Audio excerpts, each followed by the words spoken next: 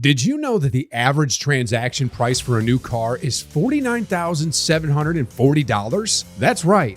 The average American is currently paying $50,000 for a new four-wheeler, which is a third more than what people were paying 5 years ago. In combination with monthly payments that are also near record highs, many of us are currently asking ourselves, how did things go downhill and when did all this start? Why are American cars so expensive these days? It's a really tough question, but we will give our best to find some answers, so make sure to stay with us. American cars are more expensive than ever, and while some experts like to justify this trend with the need to invest in new technologies, including electric cars, the problem is much deeper.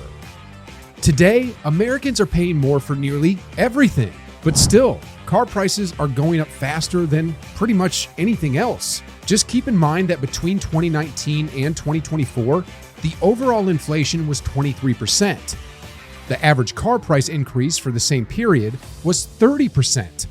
And that's not a minor difference at all. Car prices have risen faster than inflation, and as a consequence, American households spend more than 15% of their income on transportation. And that includes payments, gas, and maintenance, which is more than ever before. Today, only half of Americans can afford a $25,000 loan at an 8% interest rate for a 4-year term. But the problem is that you can hardly find a new car at that price today. Back in 2018, $20,000 cars were accounting for about 20% of the market. Today, such cars almost don't exist. Last September, no car sold had an average sticker price below $20,000, while 6 models were priced under $25,000. At the same time, the market for premium cars that cost $60,000 or more has exploded. Simply, no one is interested in selling cheap cars. Automakers are focused on selling expensive premium vehicles, with the idea of producing fewer cars with higher margins. According to experts, this wins big at the moment, but in the long run, it will most likely turn out to be a big mistake. Car prices have grown significantly over the last 5 years or so, and if you ask experts, it's not about one particular reason. It's the whole set of factors that created a kind of perfect storm. Some of them point out the COVID-19 pandemic as one of the key factors in driving up prices. Factories were shut down, supply chains were disrupted, the vehicle production was limited. Consequently, dealers raised prices, followed by automakers themselves. It didn't take much time before affordability declined sharply. Manufacturers chose to maintain high prices rather than boost sales through discounts. But if we are about to be completely straight, all this started way before the pandemic and still lasts years after the outbreak ended. If we are about to look for a starting point, one of the things that often gets neglected is the market switch to SUVs. Between 2010 and 2020, SUVs were accounting for 30% to half of the new car market. Suddenly, buyers turned to more expensive counterparts. They chose RAV4 over Camry, Escape over Focus, CR-V over Civic. And you probably know the price gap between those normal passenger cars and those so-called SUVs, although they are nothing more than crossovers. As we've just mentioned, car makers changed their priorities during the COVID-19 outbreak. Instead of selling large volume cars, they have increasingly prioritized profits. Lower margin vehicles were pushed to the side.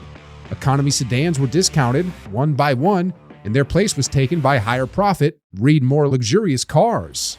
Then the EV mania came. Suddenly, most automakers accepted the presumption that the transition to EVs would be fast. They needed new models based on new technologies as soon as possible, and that required massive investments.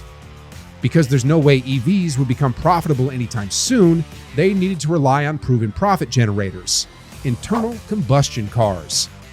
And as their EV programs were getting into a deeper crisis, they also needed more fresh money. The only way to get it was to increase the prices of ICE models. New cars are more expensive than ever, but what's important to keep in mind is that this isn't something exclusive to the US market. It's a global trend, and we are pretty sure that there is no part of the world where new car prices haven't skyrocketed over the last decade. Just take Europe as an example. There, new cars are even more expensive than in the US due to higher taxes, more protectionism, etc. And no, it's not just because American car prices are displayed before taxes. Cars in Europe are way more expensive, one way or another. We can take some of the world's most popular models that are sold both in the US and Europe as an example. Let's take the Toyota RAV4, the world's best-selling SUV, which has a strong presence on both sides of the Atlantic. In the US, the American-assembled RAV4 starts around $29,000, and after that, it comes the sales tax that goes between 0 and 10%, depending on the state. In other words, things can't get significantly worse with taxes added into account. In Europe, prices do include taxes and the gap is huge. In Germany, the RAV4 starts at around 42,000 euros, which would be around $44,000 according to the current tax rates, while the UK version starts at nearly 40,000 pounds, which would be almost $50,000. It's all about taxes. In this part of the world, they have a thing called value-added tax, or VAT, which goes between 19% to 27%, depending on which European country we are talking about. And no, we didn't forget about import duties, another 10% added to the price. But let's leave Europeans to battle their own battles against the greed of automakers. Let's try to figure out which is the set of circumstances that allowed American car makers to implement the current pricing strategy. So, the main question is, what allows American automakers to increase car prices without bigger consequences? Is it the government protectionism that still manages to keep cheap Chinese cars away from our shores? Or maybe it's because all manufacturers are in the same sauce called electrification troubles. So they may have some kind of mutual agreement to keep prices high and ensure enough profit for their EV programs? Another question is, will car prices ever go down in America? As we mentioned, a lot will depend on foreign penetration, but there is also a thing called cheap EVs, which are expected to be achieved someday. While ICE cars probably won't get cheaper in the future, EVs are expected to get more affordable over time as battery and other production costs are expected to drop in the relatively near future. Flexibility will also play an important role as it will allow automakers to use the same platform for an impressive range of models, something we can already see in the case of GM, which bases its entire EV lineup on the same skateboard platform, from $30,000 Equinox EV to $300,000 Cadillac Celestiq. A competitive market will force EV prices to go down, and that will happen once automakers perfect their manufacturing methods. Tesla is currently the front runner in this field, so it's no surprise that its models are still arguably the best value in the sector. Some automakers will use partnerships as a cheaper method of gaining new technologies. But in the end, it will mostly depend on the government and its policies.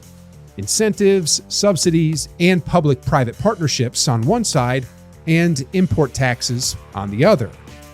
At this point, the latter seems as a way bigger challenge to overcome, as it's clear that keeping Chinese EV makers away won't last forever.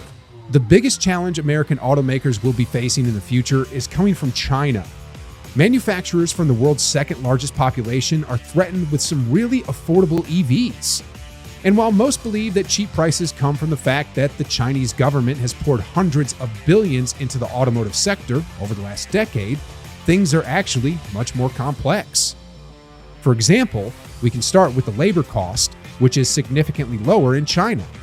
Or maybe we could talk about the ability to develop and scale new technologies rapidly.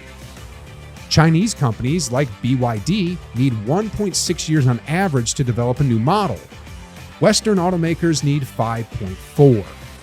Also, let's not forget that China is the one that controls the vast majority of sources needed for the production of EVs. With all these things taken into account, it's no surprise that many experts believe that even without the help of the government, Chinese automakers can still make EVs that are 30% cheaper than American ones. American legacy makers can learn a lot from the Chinese, starting from the policy of significant outsourcing reduction, not to mention the need to establish a different supply chain. This transformation demands structural and organizational changes, and yes, it will be very hard for legacy automakers to adapt to new circumstances. But on the other hand, customers put high hopes in what's believed to be the most radical industry change in a century, which could bring large benefits in terms of price cuts. Is this going to happen? And how much time will it take before barriers of protection go down? It's hard to say, but one thing is for sure, things are about to get rolling. What are your thoughts on this?